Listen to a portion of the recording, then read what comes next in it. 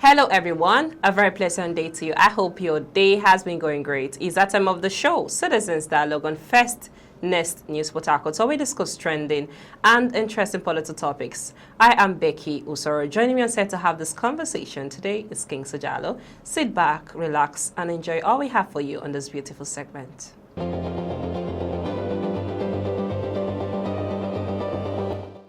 Welcome back to the show, Citizens Dialogue on First Nest News Potako. Thanks for staying with us.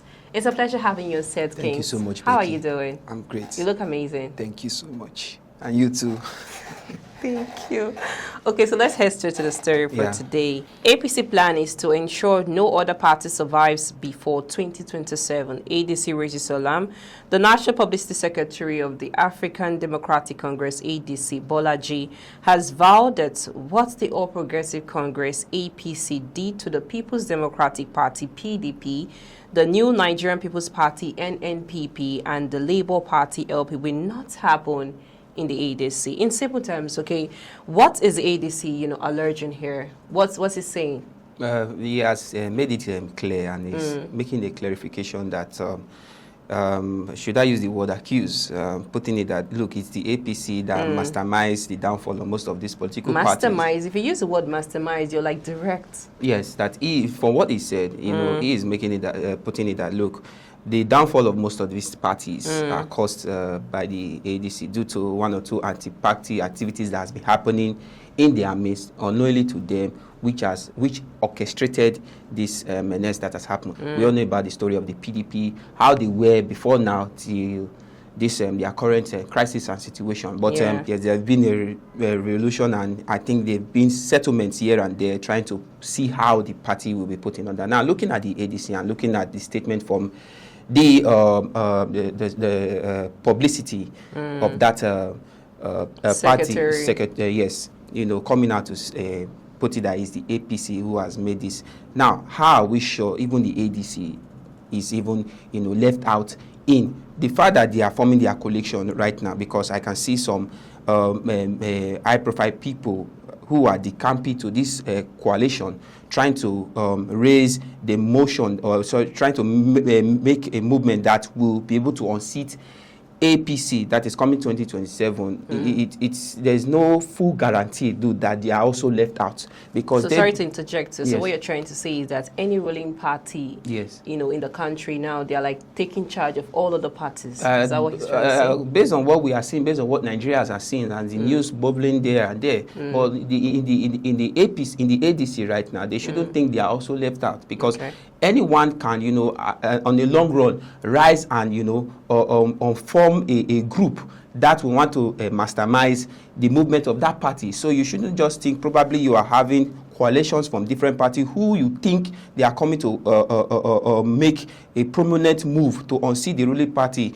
How will I put it now? Okay, just interject you, okay? So what he's trying to say is that he's actually looking forward to 2027 election. Yes. Okay, so what role should INEC play? Because he's saying that if the APC is a ruling party, so there's an assurance that, allegedly they might, win again for, the coming elections. Yeah. So what role should, the INEC play? The INEC should play its role as an institution that is there to, bring out the actual winner in any political election. Okay, so regardless if you're the ruling party in the country. Yes, ruling party. But the fear of the ADC, due to the majority that have decamped into the PDP, they are seeing it that, look, indeed, this is what they've been orchestrating. This is what they've been building out in order to, take charge in coming 2027. Because they feel, because for what he said, he feels that, with all these movements,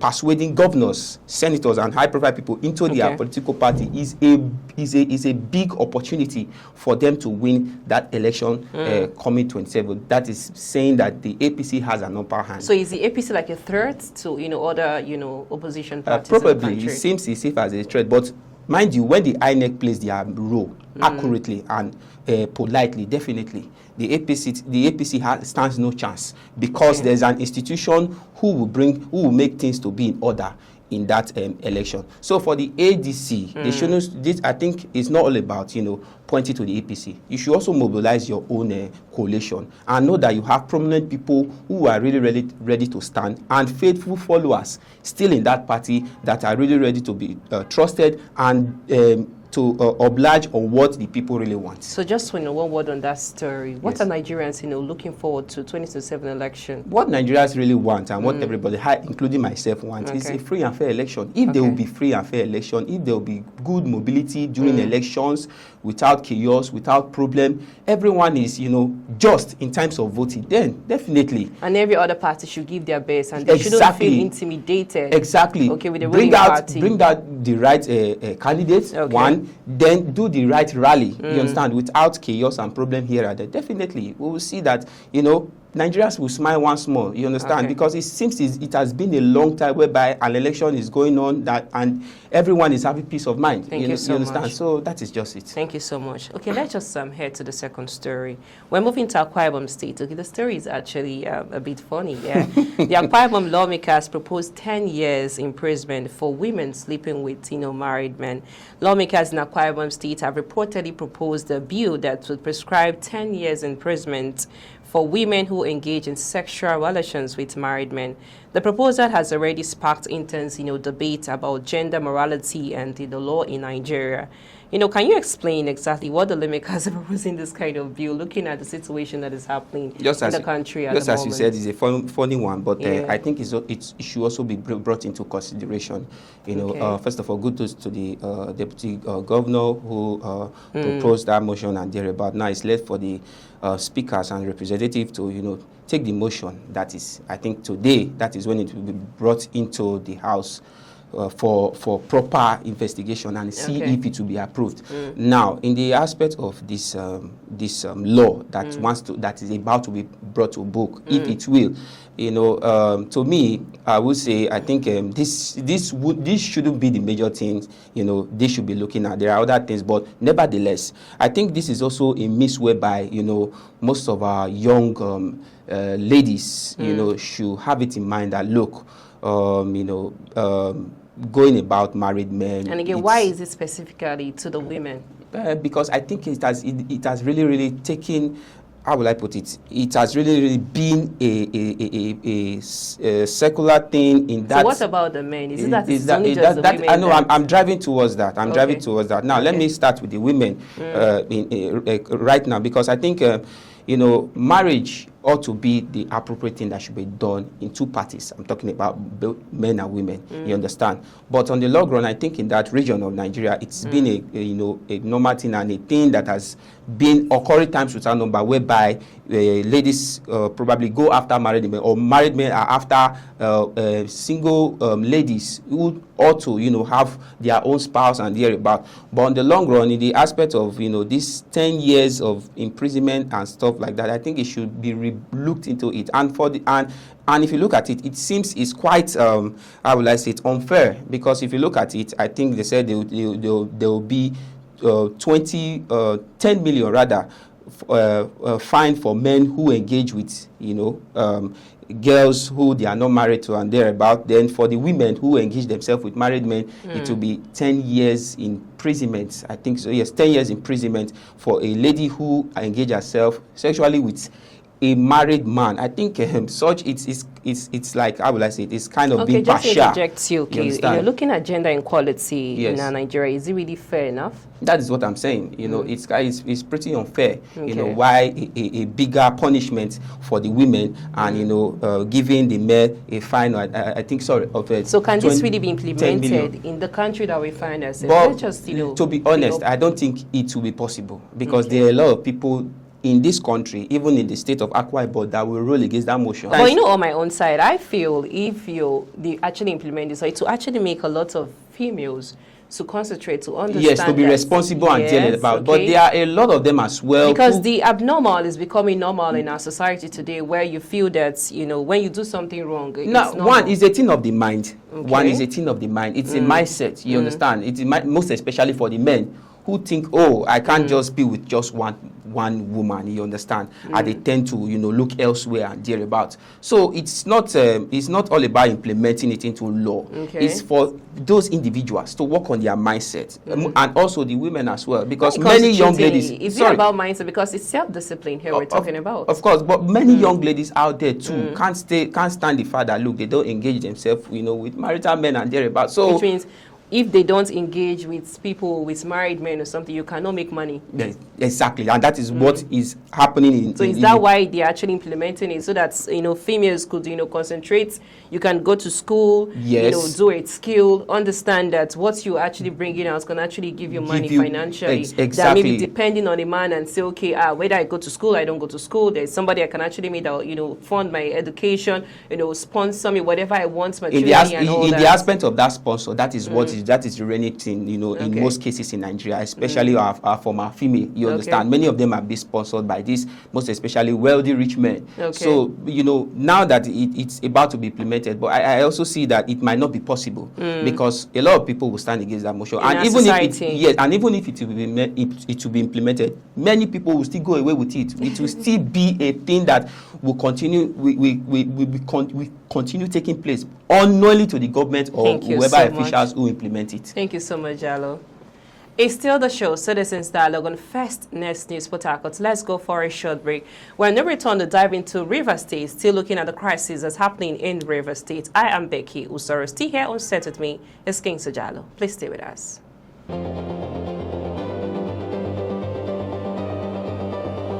Welcome back to the show, Citizens Dialogue on First Next News Port Harcourt. I hope you're having a great time with us. I am Becky Usoro. Still here on set with me is King Sajalo. Thanks for staying with us. Jalo, so let's just use the story to round up this segment. So, diving into River State, of course, River State, the story of, Fubara, political crisis and it's just been, back to back, all right? And then today reportedly wants Rivers lawmakers to desist from impeachment. All right, but this information has not really come directly. The president has not come out official to, make this statement. So it's just something we just have to, dive into a little bit, okay? Yeah. So what does it mean when the president reportedly steps into a state-level impeachment issue? Well, we know that, since Fubara joined the APC, it comes to the APC, I was even thinking there will be a peace, with between him and the lawmakers, based on they also are in the APC and thereabout. And looking at it, the governor has automatically become the, I think the chairman of the APC since his, the campaign to that party. Now, you're thinking there will be peace. There will be peace and thereabout. Now, it will be a good thing if the president fully emphasizes on this issue, because he is the one, who is fully authorized to, that's ahead of the governor. And fully, impeach any governor, any city president, to remove their appointment because he is the president. You understand? Despite he was elected into power. If you could recall the emergency ruling, the president who made that decision that the governor and his vice and those who are attached to him in one way or the other to leave the seat, vacate their various positions for a period of time. So I also see that in this medium that the president also have the full right to, fine, the lawmakers also have right in the state level to say, okay, we are impeaching so and so person who is the governor and thereabout. Okay, so if the president comes into this matter, is he going to stop the impeachment process? Of course.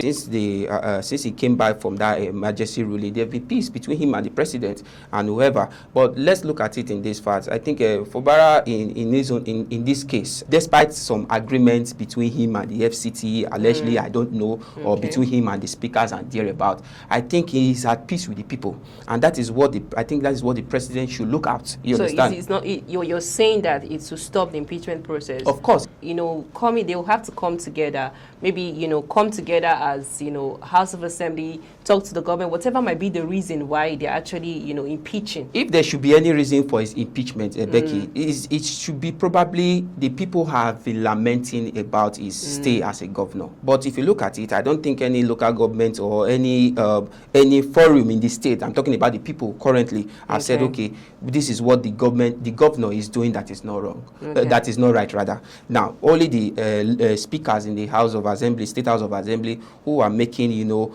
accusations on one or two, which most of the people of the state are not really aware of. So I think there is no there's no strong motive of impeaching the governor currently, since the people have not really fought from him for his impeachment. So just I think the your president last words should, on this yes. headline. So it is indeed good. It will be a good one if the president look into these impeachment processes and definitely carry out a real reasons why he should not be impeached, since the people have not really lamented about it. Sorry to interject you. Looking at what's happening in River State at the moment, are we really going to say that?